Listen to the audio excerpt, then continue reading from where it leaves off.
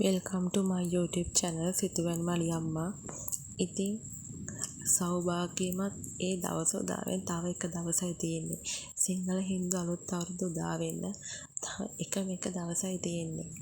ඉතින් මම මේ දේ ඔයාලට මොහොතකට සිතන්න කියන්න හිතුවා. ශ්‍රී ලංකාවාසී අපට බලන ඔබෑවත් රටවල කිහිපයක යුද කිටුම් නිසා ඇත්තටම ජනතාව දහස්ක් දෙනා නැති වුණා. එහෙම තියෙද්දි අපි අපේ අවුරුද්ද කියලා හටින්ජා පෙට්ටි ගණන් ගෙනහැල්ලා පත්තු කරලා නිලාකුරු වහස්කුරු පත්තු කරන එක ඇත්තටම හරිද කියලා මොහොතකට සිතන්න මං හිතුවා.